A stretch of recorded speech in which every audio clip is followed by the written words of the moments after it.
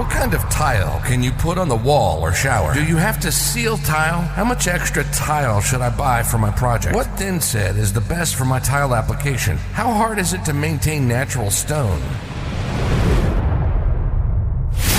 You have questions, we have answers. Welcome to the BELK Tile Podcast. How to style the bathroom, the backyard, the kitchen. How to improve your home style with tiles to make your home absolutely beautiful. Welcome to the BELK Tile Podcast. Here's your host, Mike Belk.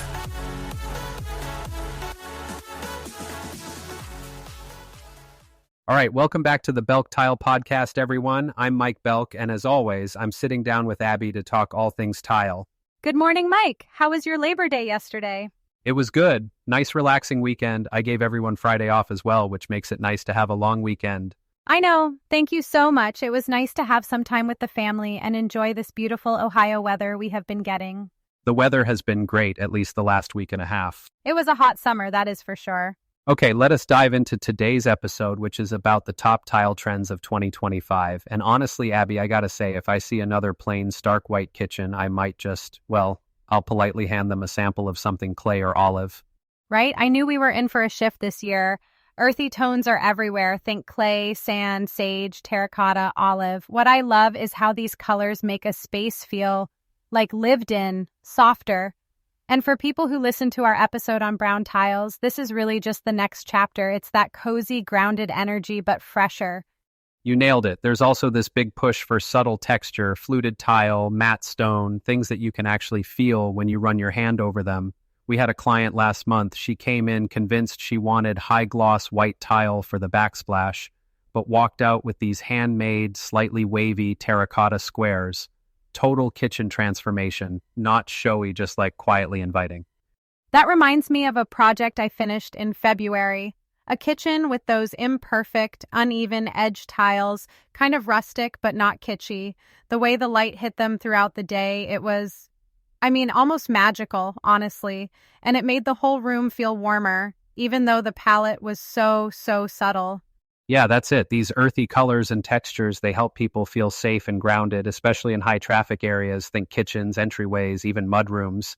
And, the best part is, as these tiles get used and pick up a little life, small scuffs, a bit of patina, they just look better. They wear in instead of out. Exactly. They age with you. And if you keep these tones muted, kind of like what you'd find in actual nature, moss, stone, that sort of thing, they never really look dated. I tell clients the trick is to balance the organic tiles with neutral cabinetry, wood accents, or linen textures. That's how you end up with a space that feels of the moment, but also like it's always belonged. And honestly, it takes the pressure off being perfect, doesn't it? You can mix finishes, you can have a little texture, and suddenly the room just feels more like you.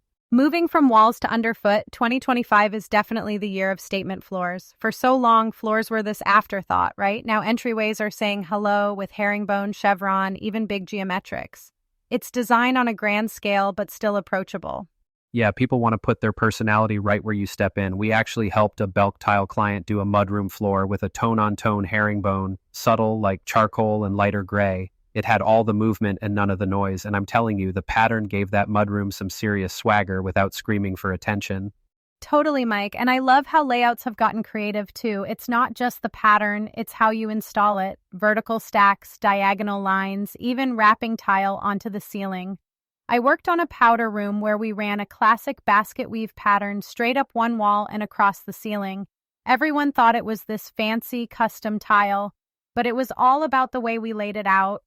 And here's the thing, those classic patterns like herringbone or basket weave, there's a reason they've stuck around. Even when you go bold with the floor, the structure of those layouts makes it feel rooted, not trendy for trendy's sake. It's like you can have fun, but if you stay classic on the pattern and neutral on the colors, you're good for the long haul.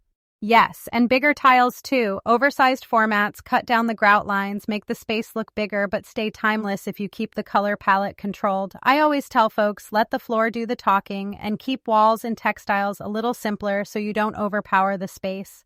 That's honestly one of the best ways to help these trends age gracefully.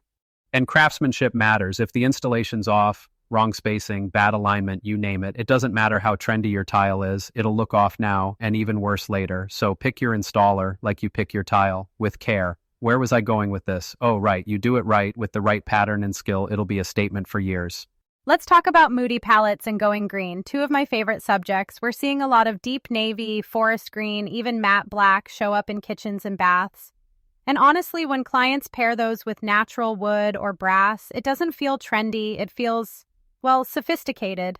I'll admit I was a little skeptical at first, thought maybe moody colors would fade fast. But you balance them right, like you said, mix in warm wood or some metal accents, and suddenly those dark tiles have a real staying power. Reminds me of when we covered black tile trends a few episodes ago. Matte black subway or a deep green zellige paired with oak. Can't go wrong.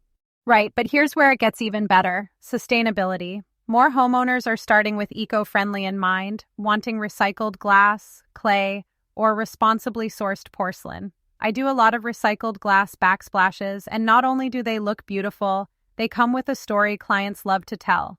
And let's face it, quality, sustainable materials genuinely last longer, so you're doing good and making a smart investment. Yeah, people are savvier about what goes in their home. I always say, ask about where and how it's made. If a client comes in wanting a really bold or new-to-the-scene look, I'll ask, is this a color you wore 10 years ago? Do you see it sticking around in your wardrobe? Or is it just what's hot on Pinterest this month? That's usually a good gut check for long-term love over fast fashion and tile. Absolutely. Quality, sourcing, and honestly, just trusting your gut. If something feels balanced, like moody tiles with light counters or a sustainable mosaic in a classic layout, it's almost always going to hold up. The best rooms mix a little trend with a lot of classic and sustainable substance. All right, so before we wrap up, quick detour to the future, technology and tile. Heated floors are like the holy grail for anyone sick of cold toes, and we're seeing more installations with underfloor heat than ever before. Then you've got embedded lighting, that subtle glow along the toe kick or under a step. It's both form and function. I'm obsessed with lit tile accents. And then the custom side of things, like monogrammed mosaics, personalized designs, or working with artisans for unique finishes. There's all these ways to use tech to make tiles work smarter, and then some to make them feel more you. I mean, your home shouldn't look like everyone else's, even if you're following trends, right? Exactly. The best approach I've seen is to layer innovation on a classic foundation.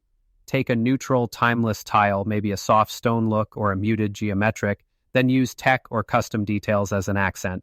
That way, if you get tired of, say, backlit house numbers in tile, you just update the accent, not your entire backsplash or floor. And that doesn't just go for high-tech stuff. You can future-proof your design basics by thinking about adaptability. Keep the bones simple and let the details evolve. That's how you wind up with a space that grows with you. Honestly, we covered a lot today, but I think those are my favorite takeaways. Choose what you love, blend tech with tradition, and always leave room for your own story. Couldn't have said it better. Thanks for tuning in to another episode of BELK Tile Talk. Abby, always a pleasure. You too, Mike, and thanks to everyone listening in. We can't wait to share where tile's headed next. Take care, everyone. All right, have a great week, folks. We'll catch you next time on the BELK Tile Podcast. Bye. You've been listening to the BELK Tile Podcast. When it comes to creating a beautiful home using tile, this is the podcast for products, design ideas, and tips. We hope you got some useful, practical information from this show, and we'll be back soon. But in the meantime, reach out. The website is www.belktile.com. Our store phone number is 614-543-8334. Find us on Facebook and Twitter at BELK Tile and on Instagram at BELK Tiles. Make sure to leave a rating and review. And if you have questions or comments, reach out. And we'll talk about it on the next show. Till next time.